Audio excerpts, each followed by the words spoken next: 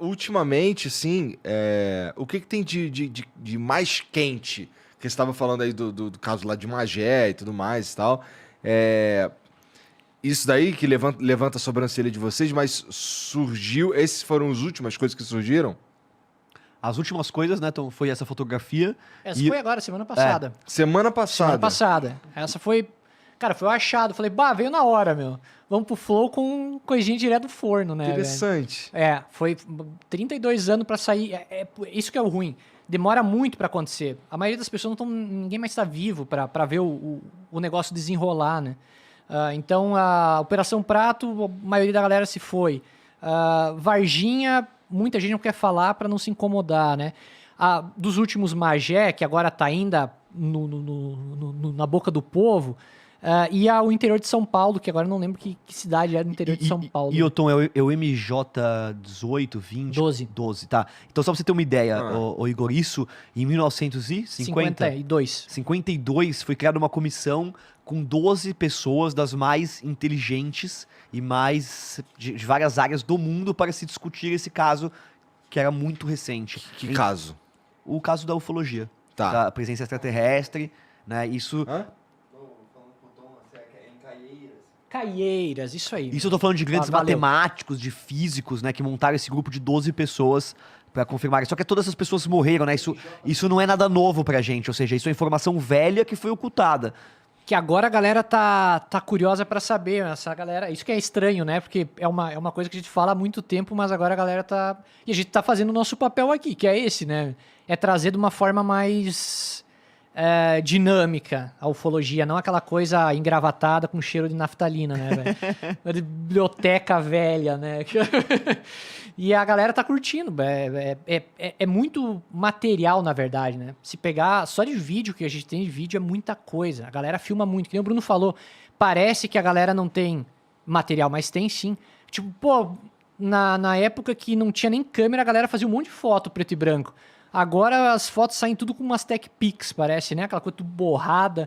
Não, cara, tem coisa muito legal por aí. Só tem que filtrar, né? Lá no canal eu coloquei muita coisa legal, cara, até hoje. Que eu consegui com definição, né? Que a gente consegue falar assim, cara, isso aqui tá muito bom. Tem que ir pro ar. O que fez decolar tudo isso foi o New York Times. Foi esse caso dos tic-tacs ali, É porque né? o New York Times, é legal falar isso pra galera, é um divisor de águas, porque ele é uma editoria mundial e com uma credibilidade absurda. É o New York Times falando que isso é real.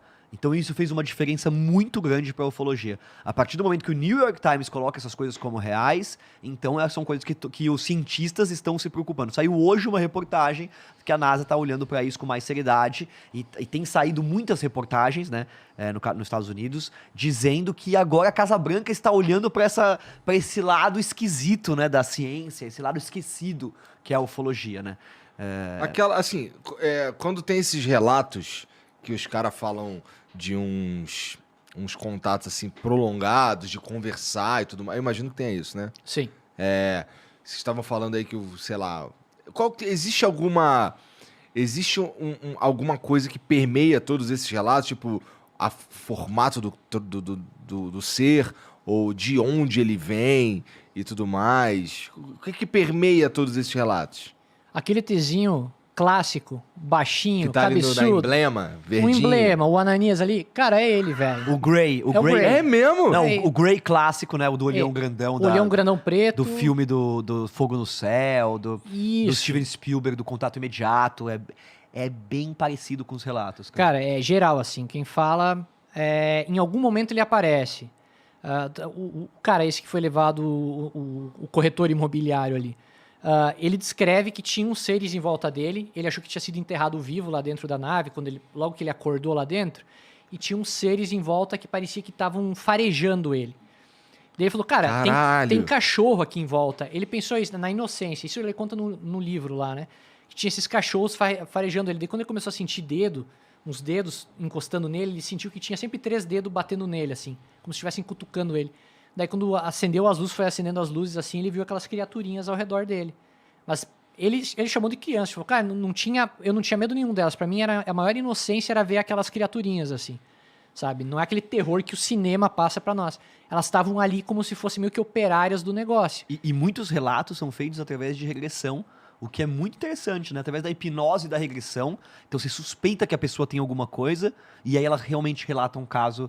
Ou então a pessoa tem um caso, alguma coisa, através da regressão a gente consegue saber muito mais informação. Tanto que na internet você vê, tem uma senhora que ela já tem idade avançada e ela falou que ela tem 30 anos de consultório de regressão, só de pessoas de caso de pessoas abduzidas. E que as histórias têm todas um cunho parecido. Então ela chegou a fazer até um livro dessas raças, de como as pessoas contam, que a maioria, sim, são pequenos, tem olhos grandes, alguns são simpáticos, outros não são muito simpáticos, a maioria fala através de telepatia com as pessoas e não através de palavras, então é um negócio bem Interessante.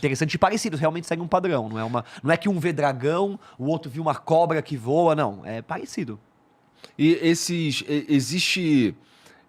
existem estudos sérios sobre... Vamos lá, tem os Greys, que é como a gente chama essa galera aí clássica, né? E assim, eu já ouvi várias histórias que existem seres, inclusive, que parecem anjos e tal. Mas isso daí é a galera viajando ou existe um estudo ufológico por trás de outras raças ou mais raças de extraterrestres? Cara, o Paul Heyler, que é o primeiro-ministro canadense, foi, né? Na verdade, o ministro de defesa canadense, veio à tona falando que são mais de 40 raças, se eu não me engano. Então, pelo que falam essas pessoas, existem muitas raças que entram em contato com a Terra de alguma certa Todos maneira. humanoides. Trabalham em conjunto, alguns são altos, olhos claros, outros, enfim, não é só aquele greyzinho que a gente conhece.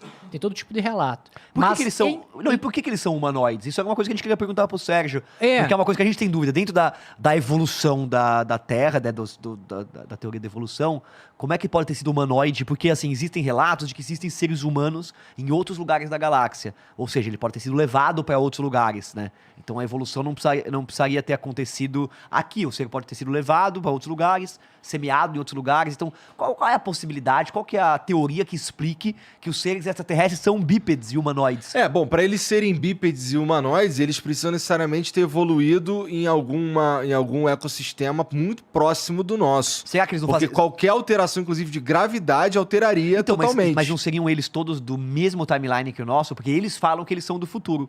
Que eles são nós do futuro.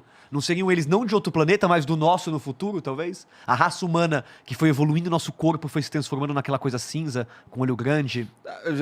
Eu já ouvi gente falando também que vocês entendem O angolano muito tá tirando mais. com a nossa cara, eu tô vendo, tô percebendo. Eu sinto a chacota vindo de longe. Cusão, vem aqui, angolano, conta pra nós suas experiências extraterrestres. Lá não tem. Não tem, né? Quem levou a avó, né? Só feitiço. É com você.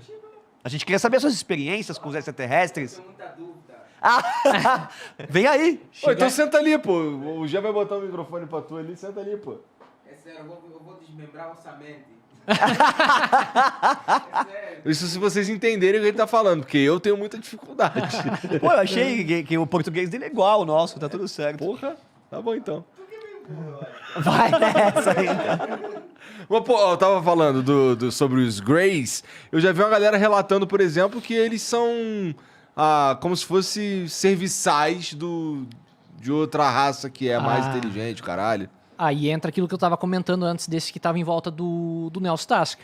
Ele conta que o ser que realmente conversou com ele e mandou a mensagem era esse ser alto, essa mulher, 2 metros de altura, um cabelo bem fino, ele não sabia descrever o tão fino que era aquele cabelo, uma roupa clara, super clara, e essas criaturinhas estavam de serviço para ela. Ele entendeu isso. Não sei, ele falou, pode ser que eu tô falando bobagem, mas parecia que eles estavam preparando para daí ela vir falar e depois eles continuarem o trabalho. Como se fossem os operários. Dizem que eles são que nem as abelhas africanas, né? E sempre tem o ditado, quando eles querem, eles se pegam. Diz que o negócio não tem como escapar.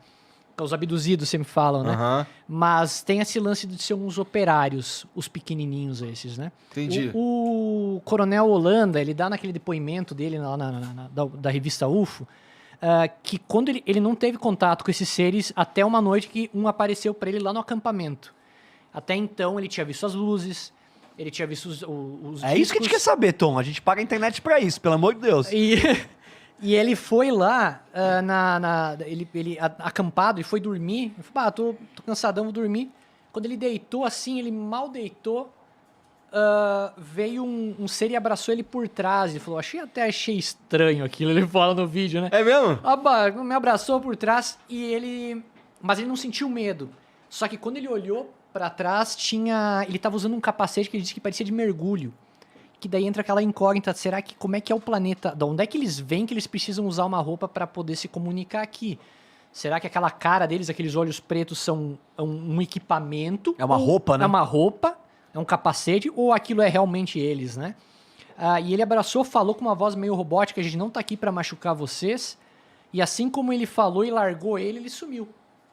E esse foi o relato que ele tinha lá do acampamento. Foi a única coisa que ele viu em relação a seres, né? Ele não sabe se esse ser estava dentro daquelas naves ou eles comandam essas naves à distância. Porque algumas eram pequenas. Essas aparições aí, se a gente for pela linha do que o Box estava sugerindo aqui de holograma e tudo mais, eles podem escolher aparecer assim porque assusta menos, Total. né?